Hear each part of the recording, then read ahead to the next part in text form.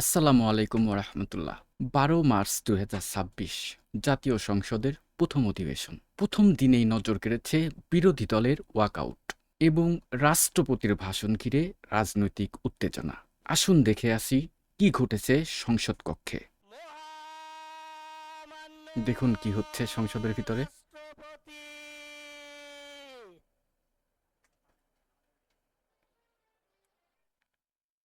রাষ্ট্রপতি আগমন করলেন এবং জাতীয় সঙ্গীত বাজা শুরু হয়ে গেল।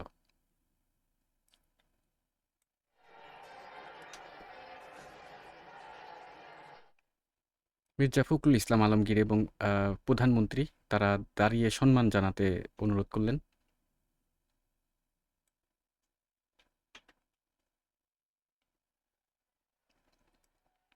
সংসদ ভবনের ভিতরে চরম হট্টগোল চলছে। চলুন দেখি কি হয়।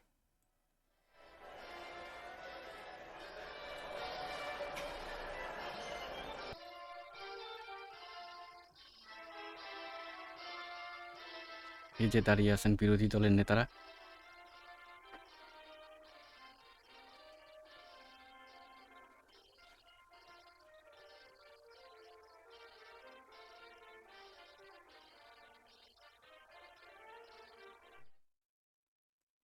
রাষ্ট্রপতিও দাঁড়িয়ে আছেন, জাতীয় সঙ্গীত বাজছে। পুরো ভিডিওটি বেশ চমৎকার। দর্শক সঙ্গে থাকুন, মজা পাবেন। মহামান্য রাষ্ট্রপতি জনাব মোহাম্মদ শাহাবুদ্দিনকে তার মূল্যবান ভাষণ প্রদানের জন্য অনুরোধ জানাচ্ছি।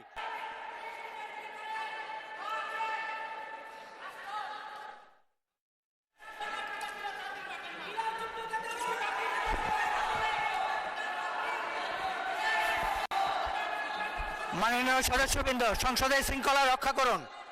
অনুগ্রহ করে নিজের আসনে বসে পড়ুন। রাষ্ট্রপতির ভাষণ শুনুন।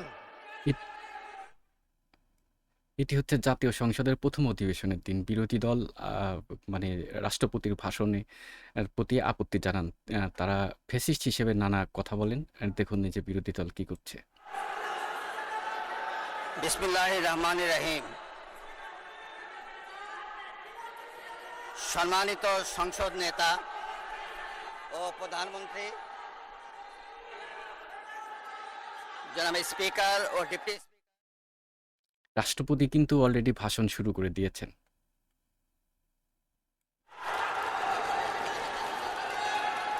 সম্মানিত সংসদ সদস্যবৃন্দ, চলুন ভাষণটি শুনি।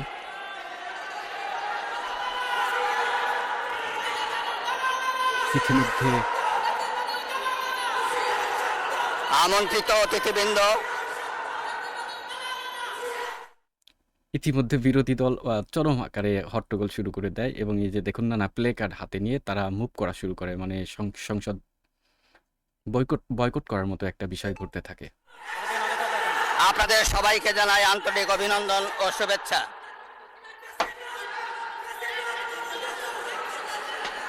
জনাব স্পিকার,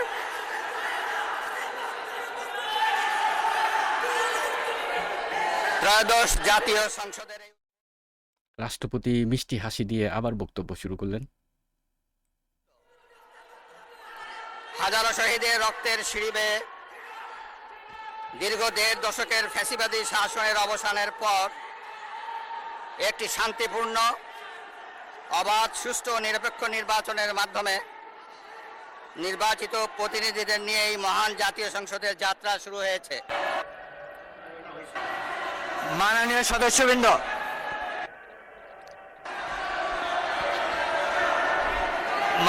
সদস্যবৃন্দ,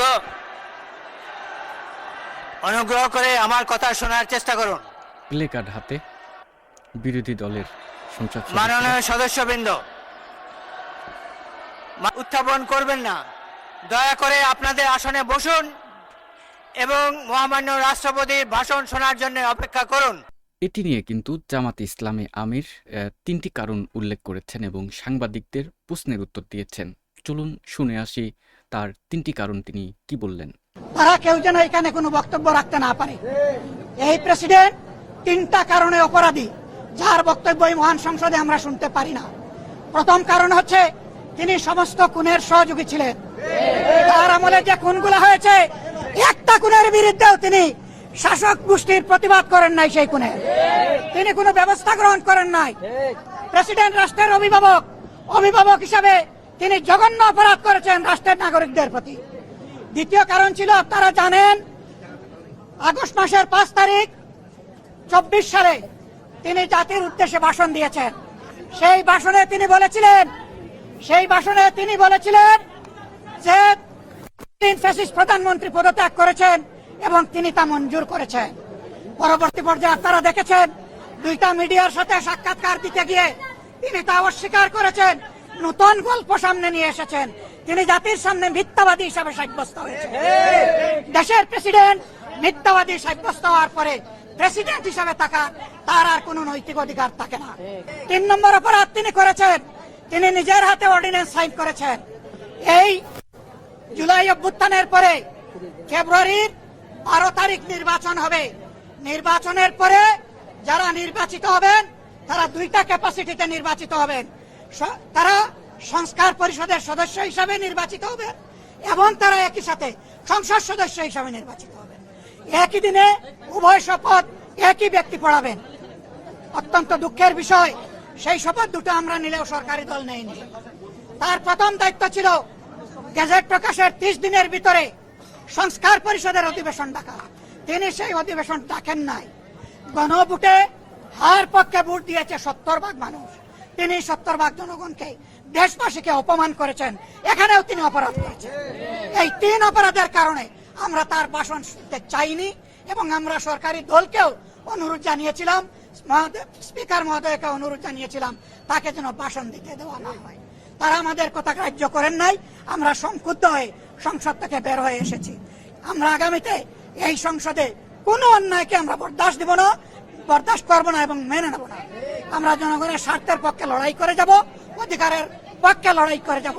প্রিয় দেশবাসী, আমরা আপনাদের সাথে আছি, আপনাদের অধিকারের পক্ষে আছি, আপনাদের রায়ের প্রতি আমাদের সম্মান আছে। আমরা আছি আপনাদের সাথে, আপনারাও থাকবেন আমাদের সাথে। সাংবাদিক বন্ধুগণ, আপনাদেরকে ধন্যবাদ। গত 1.5 বছর এই রাষ্ট্রপতি 133টা অধ্যাদেশ জারি করলো, তার সই জারি করলো। সেই অধ্যাদেশে জুলাই সমঝোতা আছে, সেই ব্যাপারে তো আপনারা কোনো বক্তব্য দেন?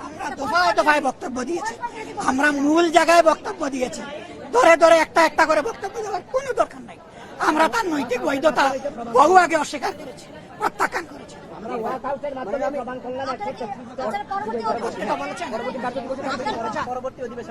অবশ্যই আমরা যাব। আমরা জনগণের পক্ষে কথা বলতে এখানে এসেছি, জনগণের অধিকারের জন্য লড়াই করতে এসেছি। এই সংসদ কারো একার নয়, এটা 18 কোটি মানুষের সংসদ। আমরা তাদের প্রতিনিধি হিসাবে অবশ্যই আমরা সংসদ। ত্রয়োদশ জাতীয় সংসদের প্রথম অধিবেশনে স্পষ্ট হয়ে গেল রাজনৈতিক দলগুলোর ভিন্ন ভিন্ন অবস্থান। নতুন সংসদের কাজকর্মে কিছুটাই দ্বন্দ্বের মুখোমুখি।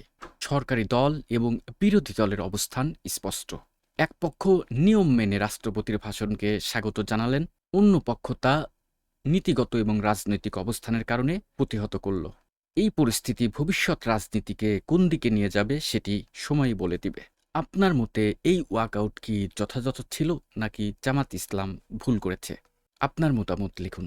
খুব শীঘ্রই দেখা হবে আরও সুন্দর একটি ভিডিওতে। সে পর্যন্ত ভালো থাকবেন। আল্লাহ হাফেজ।